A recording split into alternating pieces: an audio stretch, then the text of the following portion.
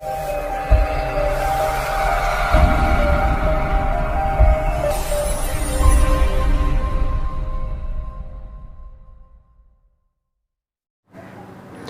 Friends, कल के lecture में हमने अर्ली वैदिक पीरियड अर्थात पूर्व वैदिक काल को समाप्त कर लिया था। पूर्व वैदिक काल को ऋग वैदिक काल भी कहते हैं और आज के लेक्चर में हम लोग उत्तर वैदिक काल देखेंगे। तो उत्तर वैदिक काल को हम लोग काव्य काल भी कहते हैं या फिर लेटर वैदिक एज। तो पहला क्वेश्चन आपका बन रहा होगा कि काव्य काल कहते क्यों हैं इसे, एपिक्स एज।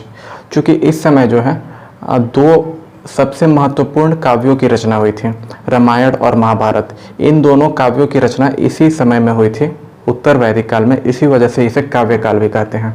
और इसका जो टाइम पीरियड है वो हमारा 1000 BCE से लेकर के 600 BCE तक है। अब हम इसमें जो इम्पोर्टेंट चीज़ें हैं वो देखते हैं। इस समय जो है अर्थात उत्तर वैदिक काल में आर्यों का प्रसार होता है। अर्थात आर्य जो पहले केवल सिंधु घाटी सभ्यता की तरफ रुके हुए थे, वहीं पे सिंधु नदी के विषनीटी सरस्वती नदी के आसपास जो रुके हुए थे वो अब गंगा नदी की तरफ बढ़ रहे हैं। तो ये पूर्व की तरफ गए हैं और दक्षिण एवं मध्य भारत में इनका प्रसार हुआ। पूर्व में ये बंगाल तक पहुँचे और फिर आपको साउथ में महाराष्ट्र वगैरह रीजन, कर्नाटका रीजन तक ये सब प्रस्थान किए और वहाँ पर जा कर के अपनी बस्ती वगैरह बसाएं। ये हुआ है उत्तर वैदिक काल में। अब इसके बाद राजा जो था वो अपने नियमित सेना को मेंटेन करता था, अर्थात वो अपने लिए नियमित सेना रखता था। पहले क्या था, पूर्व वैदिक काल में राजा के पास कोई सैनिक नहीं होती थी। तो राजा के पास कोई सैनिक नहीं होता था वहाँ पर पूर्व वैदिक काल में। यहाँ पर जो है उत्तर वैदिक काल में राजा अपने पास नियमित सेना रखने लगा, अर्थात परमानेंट आर्मी थी, रेगुलर आर्मी। इसके अलावा जो है चतुर्वर्ण समाज की जो व्यवस्था थी उसको प्रभावी एवं कठोर बना दिया गया। पहले क्या था कि हमारा पूर्व वैदिक काल में समाज जो है दो भागों में बांटा गया था, द्विज और अद्विज, अर्थात आर्यंस और नॉन आर्यंस। लेकिन उसके अलावा चतुर्वर्ण समाज व्यवस्था प्रारंभ कर दी गई थी, अर्थात क्षत्रिय, ब्राह्मण, वैश्य, शूद्र ये सब आ गए थे। लेकिन ये जो थे ब्राह्मण, क्षत्रिय, वैश्य और शूद्र, ये कर्म पर डिवाइड था, अर्थात कर्म के अनुसार इनकी जाति निर्धारित की जाती थी।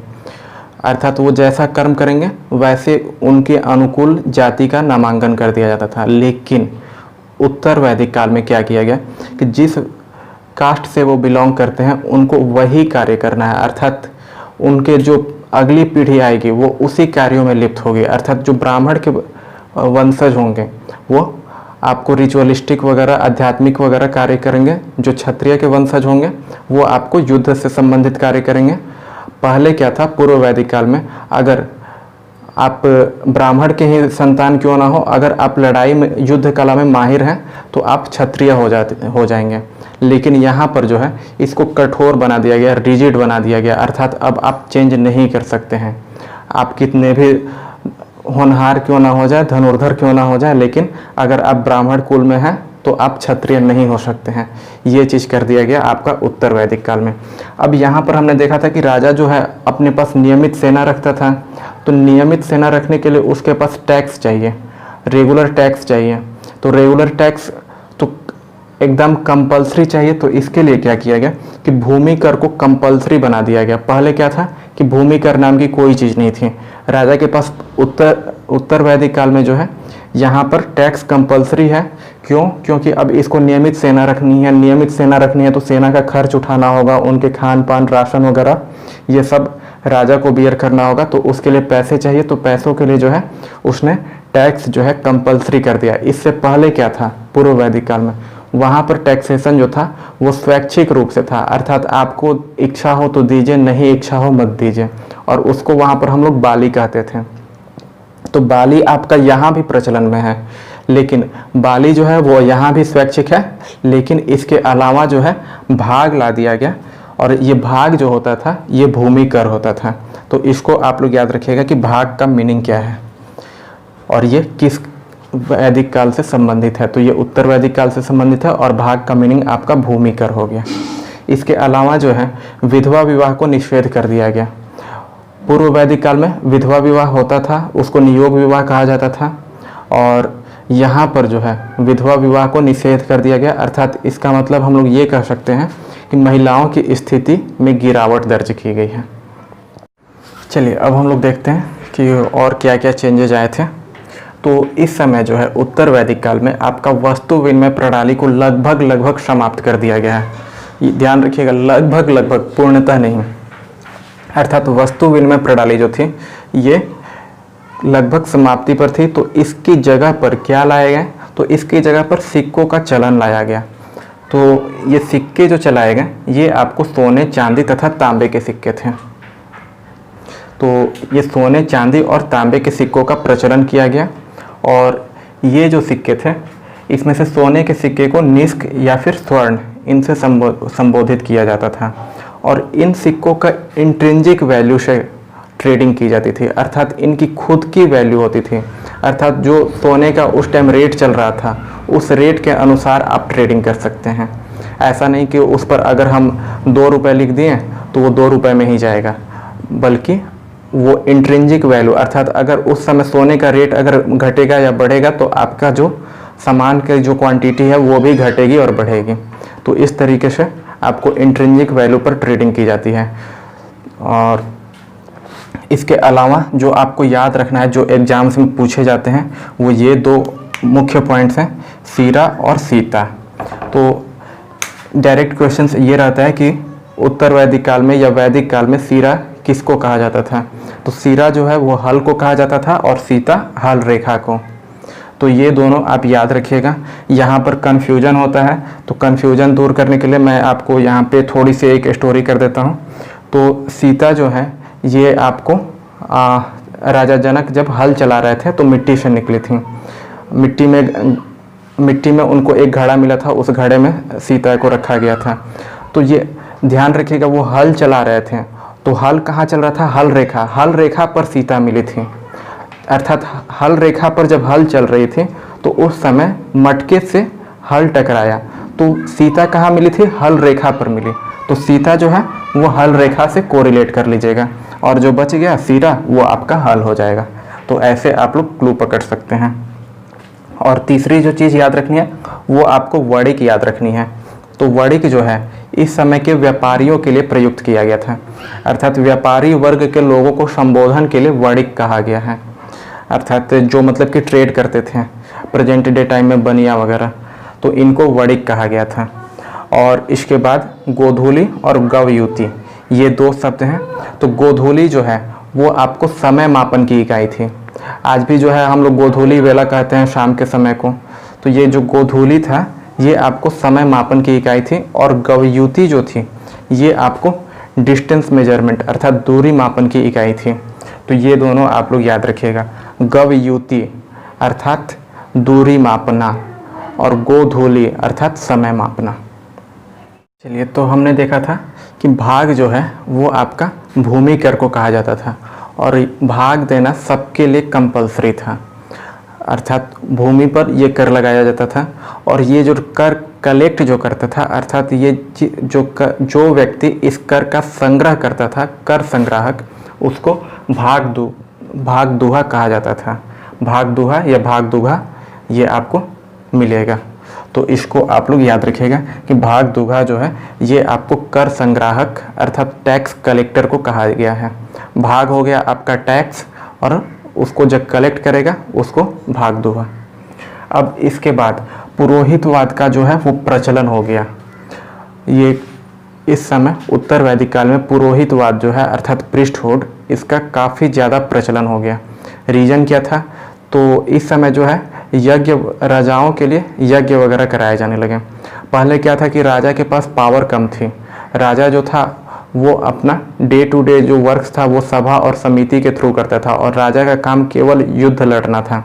और युद्ध भी किस लिए लड़ना? तो गायों की खोज के लिए, गविष्ठी के लिए युद्ध लड़े जाते थे पूर्व वैदिक काल में। लेकिन उत्तर वैदिक काल में क्या हुआ कि अब धीरे धीरे वो अपना एरिया बनाने लगे और फिर राजा जो हैं वो अस्थाई रूप से हो गए, अर्थात वो मतलब कि हेरिडेटरी इन नेचर हो गए, अर्थात वंशानुगत हो गया राजाओं का ये, अर्थात राजा के बाद उनका बेटा ही जो राजकुमार है वही राजा बनेगा। इस तरीके का प्रचलन स्टार्ट हो गया। तो यही कारण हो गया कि पुरोहितवाद धीरे धीरे जोर पकड़ने लगा। अब पुरोहितवाद जब जोर पकड़ेगा तो धीरे धीरे यज्ञ का भी प्रारंभ होगा। तो जो प्रमुख यज्ञ थे उनको हम लोग देख लेते हैं। तो प्रमुख यज्ञ जो था वो हमारा राजसूय यज्ञ था, अश्वमेध यज्ञ था और वाजपेयी यज्ञ था। राजसूय यज्ञ की चर्चा जो है वो हमें शतपथ ब्राह्मण में मिलती है। ये भी आप लोग ध्यान रखिएगा, शतपथ ब्राह्मण ये सबसे बड़ा ब्राह्मण है। अब इसके बाद राजसूय यज्ञ किस लिए किया जाता था? तो राजा के राज्यारोहण के लिए राजसूय यज्ञ किया जाता था। राजाओं के लिए ये कंपलसरी था, अर्थात राजाओं के लिए अनिवार्य था कि उनको करना ही करना है। ऐसा माना जाता था कि इस यज्ञ के बाद राजा में वरुण देव का निवास हो जाएगा। तो इस वजह से ये यज्ञ जो था राजसूय यज्ञ, ये राजाओं के लिए कंपलसरी कर दिया गया। अब हम लोग आते हैं सेकंड पर, अश्वमेध यज्ञ पर। अश्वमेध यज्ञ क्या था कि ये राज्य विस्तार के लिए किया जाता था। इसमें एक यज्ञ किया जाता था और फिर एक घोड़े को मुकुट वगैरह पहना दिया जाता था, उस पर लिख दिया जाता था कि ये इस राजा का है और जिस राज्य से भी ये गुजरेगा वह राज्य इस राजा का हो जाएगा, और अगर इस पर किसी को आपत्ति है तो वो इस घोड़े को पकड़ ले। अर्थात राज्य विस्तार के लिए इसको किया जाता था। तो ये ध्यान में रखिएगा।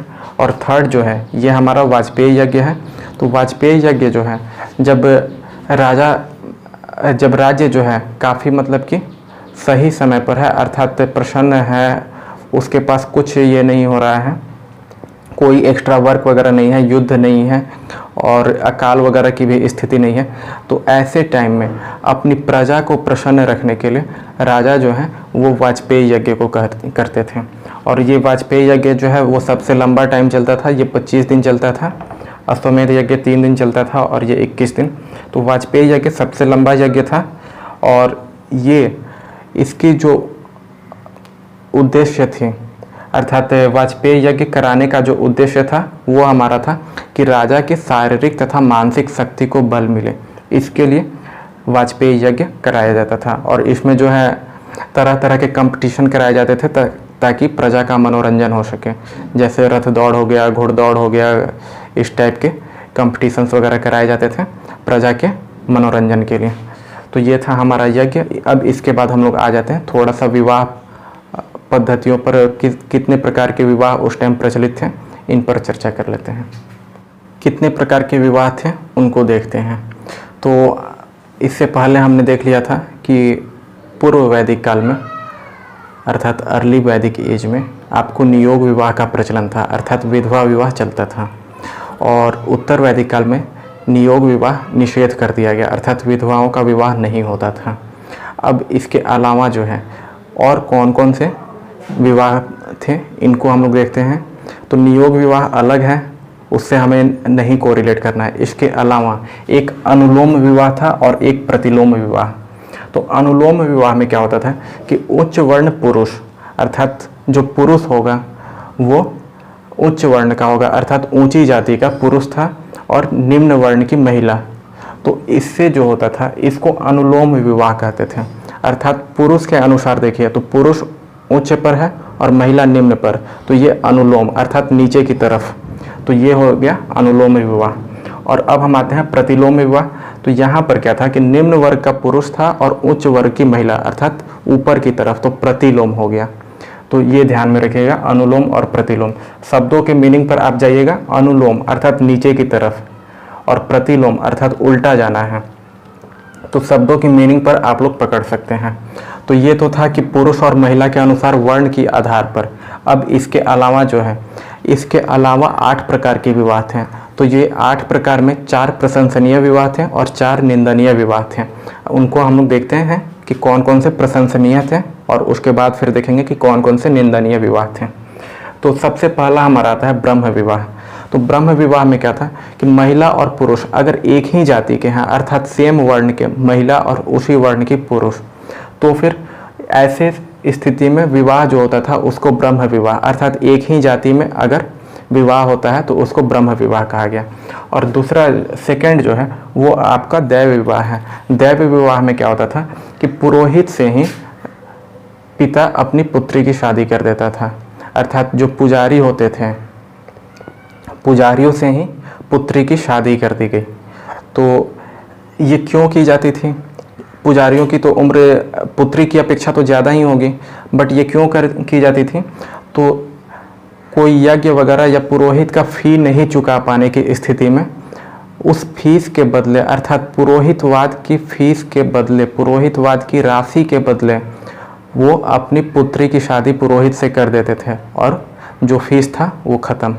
अर्थात मतलब कि फीस नहीं चुका पाने की एवज में उन्हें अपनी पुत्री की शादी पुरोहित से करनी पड़ती थी। तो ऐसे विवाह को दैव विवाह कहा गया। ध्यान रखिएगा, कार्य मेरे अनुकूल तो उत्तम नहीं है, बट इसको उस समय प्रशंसनीय विवाह में रखा गया है, तो इस वजह से इसे ध्यान में रखिएगा। आपका मे बी की कूट वगैरह बना के स्टेटमेंट वगैरह में ऐसे दे दें कंफ्यूज करने के लिए।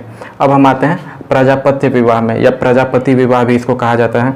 तो प्रजापति विवाह में जो है, जो शादियाँ होती थी वो बिना दहेज के होती थी, अर्थात कोई दहेज वगैरह नहीं लिया जाता था किसी भी पार्टी से।